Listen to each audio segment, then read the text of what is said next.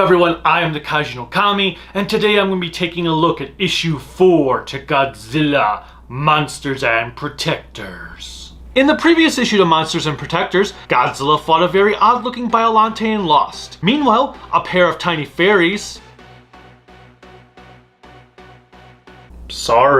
A pair of tiny girls from Infant Island who support Mothra, known as the Shobijin, visited Cedric's school in search of finding people who could tame Godzilla and became friends with another set of twins. And that was about it, besides Cedric telling all of his viewers he would showcase a rematch between Biollante and Godzilla in his next video. I do actually find it interesting in how each issue is meant to be another video. But anyway, is issue 4 as boring as issue 3 was? Or does the plot finally get moving?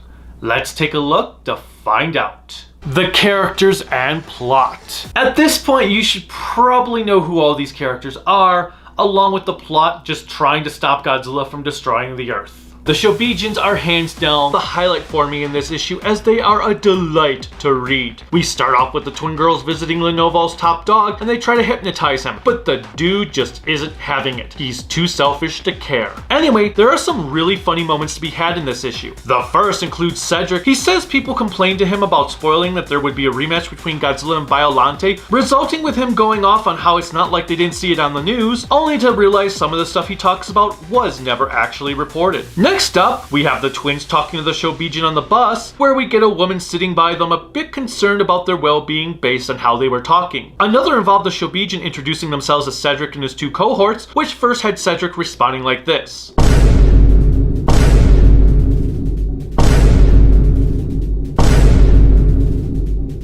Then after the Shobijins explain why they have chosen these three to help them, Cedric states it must be that they are the chosen ones, to which this occurs.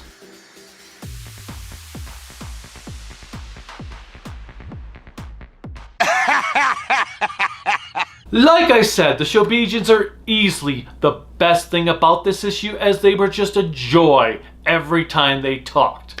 Hell, this might actually be my favorite issue of the 4 because of how much fun I had with it. The monsters. Sadly, not too much is done with the monsters this time around. Sure, we do get another confrontation between Godzilla and Biollante. However, that is about it. The only other time Godzilla shows up is when Cedric, Emily, and Anderson are talking about a dream they had where Godzilla blows his atomic breath through the center of the Earth, destroying all life on the planet. Hey wait, Godzilla blowing a hole through the Earth?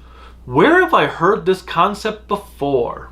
Moving on, there is a single image of both Mothra and Anguirus that is cool to see when the Shobijins are explaining to the trio who Mothra is. I wish we had more Anguirus though. The artwork. As always, the inks are exceptional, while everything else can be hit or miss in the design department.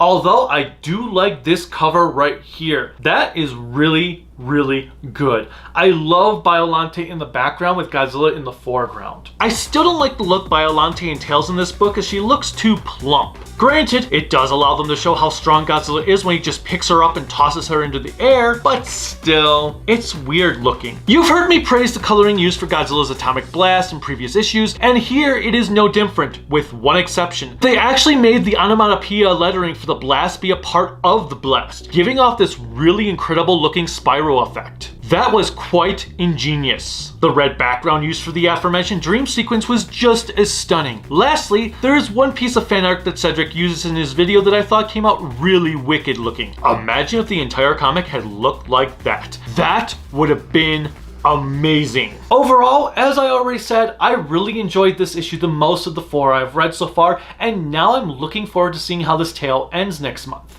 The Shobijins were just pure joy to read. I love how they were humoring Cedric's "we're the chosen ones," and I kind of wish they were in the entire thing now. Let's hope the finale does not disappoint. Bye.